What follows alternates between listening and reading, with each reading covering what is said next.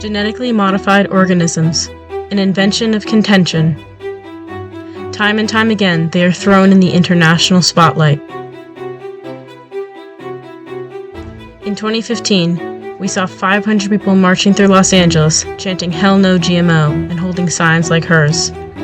In that same year, we saw 500 people in Burkina Faso protesting GMO cotton, and over 1,000 people marched in Santiago, Chile, commanding Monsanto, a large seed company that creates GMOs, to leave their country and stop planting their modified seeds. And in 2013, hundreds of GMO activists stormed a Filipino field of genetically modified rice, destroying months of growth that scientists were studying.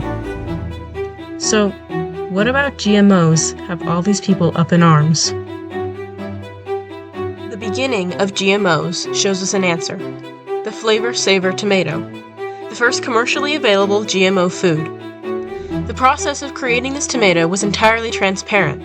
The scientists clearly labeled the food as a genetically modified product, and until the company was sold and it was taken off shelves, people loved this tomato. These are the new Calgenes? Yes, they are. Great. Okay. Isn't that wonderful? So the fact that it's genetically engineered doesn't bother you? Oh, not a bit. Are they clearly labeled? Yes, they are. It was labeled on the cellophane wrapper on the tomato. It had point-of-purchase brochures explaining how the tomato was genetically engineered. Monsanto purchased the group and stopped labeling other GMO products they made. This lack of information sharing was the catalyst toward anti-GMO groups. Consumers often feel uneasy about GMOs, even though scientific studies confirm they're safe. Concerns about long-term health effects and environmental risks lead people wanting to make more transparency. For some, GMOs raise ethical questions about how food is produced. Being able to know what is in our food allows customers to make choices that align with personal values like health, sustainability, or religion. Supporters of GMO labeling say it empowers consumers. If labels were required, people could choose to avoid GMOs based on their own preference or beliefs. Plus, as demand transparency grows, labeling could increase the market for non-GMO products. It's about giving consumers control over what they eat. On the other hand, opponents argue that labeling could create unnecessary fear. It might suggest GMOs are dangerous, even though there's no evidence to back that up. It could also raise production costs, leading to higher prices without clear education. Labels might mislead people into thinking GMOs are harmful when they're not. Ultimately, the debate comes down to trust and transparency. While some believe labeling gives consumers more control, others worry it could cause confusion and higher costs. It's about finding a balance that allows people to make informed choices without sparking unnecessary fear. How exactly do GMOs impact human health?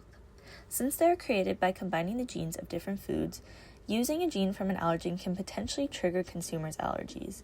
And certain GMOs with antibacterial genes do have the chance of transferring antibiotic resistance to humans. However, both concerns are preventable and very rare. And GMOs can also positively impact human health. Foods like golden rice, which was engineered to have higher levels of vitamin A, can help people with vitamin deficiencies and other concerns. And most of the current concerns about GMOs on health are minor, with little to no evidence to support them. A more evidence-based argument against GMOs is their environmental implications.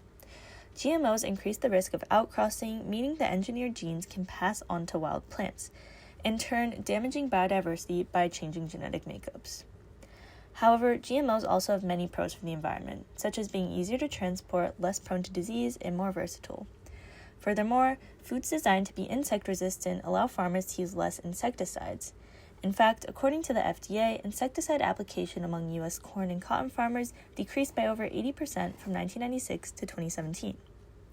Evidently, GMOs have the potential to develop and improve sustainable agriculture, but compelling arguments exist for both the potential damage and advantages of GMOs on the environment.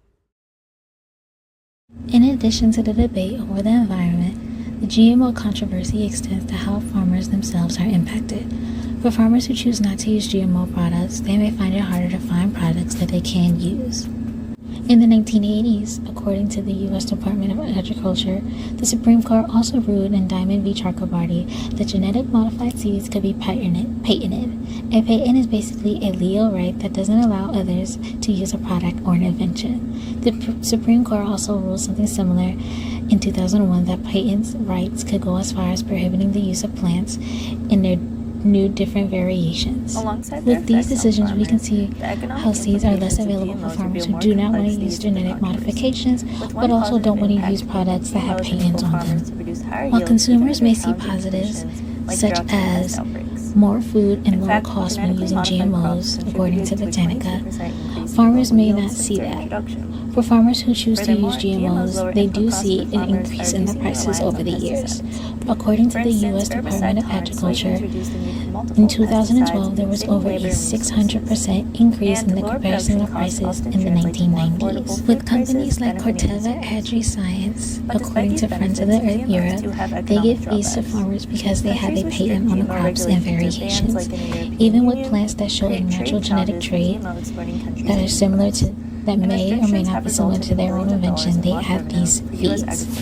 With these points put together, it can make us question whether GMOs are really beneficial to farmers. With patents being on about 40% of crops overall, farmers have to decide whether they want to have genetically modified crops, and if they do, how will they be able to afford it? This brings us to our frame questions of how do GMOs impact farmers in our economy? Are GMOs the key to sustainable agriculture, or do they create more harm than good? And how do we weigh the costs and benefits of GMOs on the environment?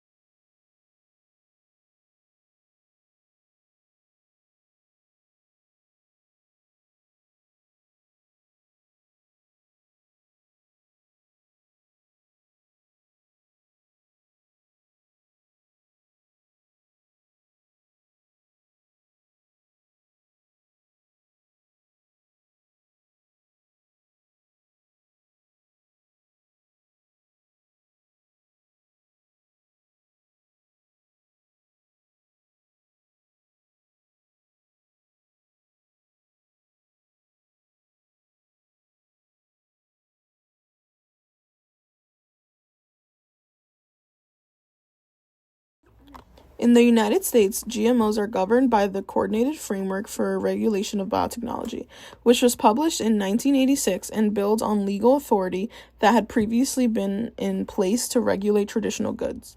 This system focuses on the characteristics of the products rather than the manufacturing process. The type of GMO involved determines the sort of regulation. The degree of restrictions on GMO released into the environment varies depending on the specific GMOs in question, because U.S. regulation of GMOs focuses on the product's characteristics rather than the production process.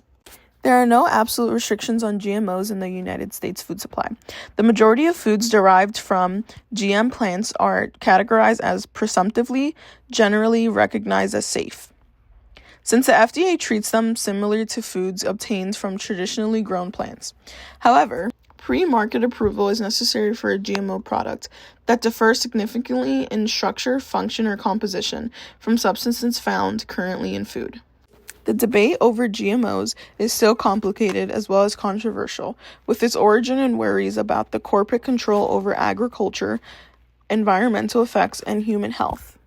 GMO supporters emphasize the thorough safety assessments carried out by scientific organizations in their argument that GMOs provide answers to global issues including food insecurity, crop resilience, and sustainability. However, detractors have legitimate worries about the ethical ramifications of patenting living things, ecological hazards including biodiversity loss, and possible long-term health impacts.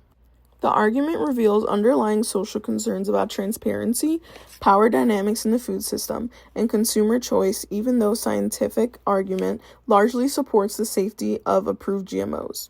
Strong regulation, constant discussion, and a dedication to striking a balance between innovation and caution are all necessary to address these issues.